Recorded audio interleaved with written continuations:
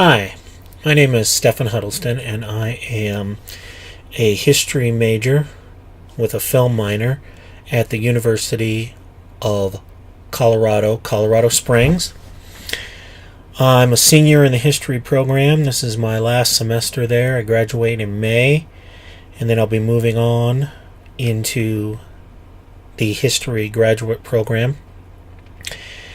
And I created this site to address some of the misconceptions that people seem to have about history as a discipline. A great many people seem to think that history is about sitting in dusty old archives, memorizing names, dates, and looking at the activities of long dead great men. And when I say men, I mean men. But that's not what history is. History certainly has those components to it, but that's not all there is. There were other people, surprisingly enough, in the past. There were women. There were common people who weren't these great figures that everyone recalls, like Alexander the Great or Napoleon. In fact, a great many history instructors will groan when someone chooses some of these commonly known people like Alexander or Napoleon to do a research paper on, because they've read so many of them. The other components there, the sitting in dusty archives, the memorizing dates,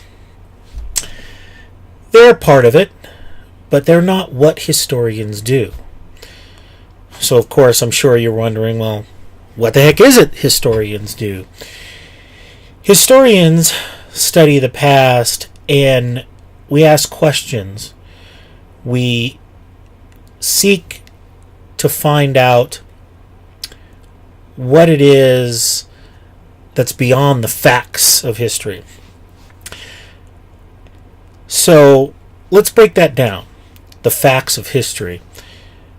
A lot of people think history is just facts.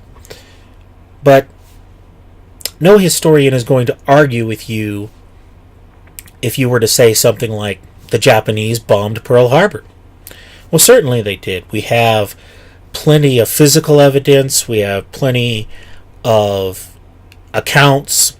We even have some pictorial evidence and video evidence that, yes, the Japanese bombed Pearl Harbor. No argument. But there's more there, and that's where historians come into the picture. Why did the Japanese bomb Pearl Harbor is a question that historians might ask. And that's where the debate begins. And that's really what history is, a debate between historians about the past. One historian may come along and look at a series of primary documents, and I'll talk more in another video about what a primary document is. They'll look at those documents, and those documents can include military records from both the American side and the Japanese side. They can include pictures of military buildups, pictures of cities in a particular region. They could include even something as simple as the fuel records of shipping in the Pacific. They will look at these primary documents, and they will come up with questions based on those documents. And those questions could be about the movements of the Japanese. They could be about the movements of Americans. They could be about several things. And then they'll take those questions and they will try to form a hypothesis. One historian might look at the evidence and say that his hypothesis is that the Japanese attacked Pearl Harbor because they wanted to prevent America from interfering in their move to seize the oil fields of Southeast Asia. Another historian may look at the exact same historical documents, the exact same primary documents, and come to a completely different conclusion. And that's okay. When you're forming these hypotheses, and even when you come up with a conclusion, there's no right or wrong answer. And that can confuse a lot of people, especially people who are part of STEM fields. They'll think, oh my gosh, like there's no definite answer. Sometimes there's a consensus. You'd be hard-pressed to find a historian who thinks that the war guilt clause of the Treaty of Versailles was a good thing. Sure, maybe there's somebody out there, but maybe not.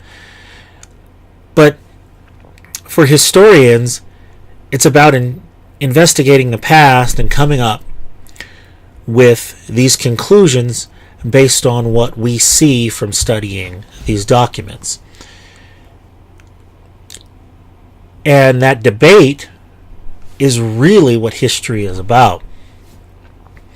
I know many people will find that confusing.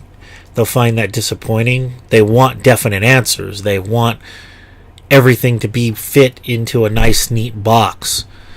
They want things to be simple. And unfortunately, when you're talking about humans and human endeavor, nothing is simple.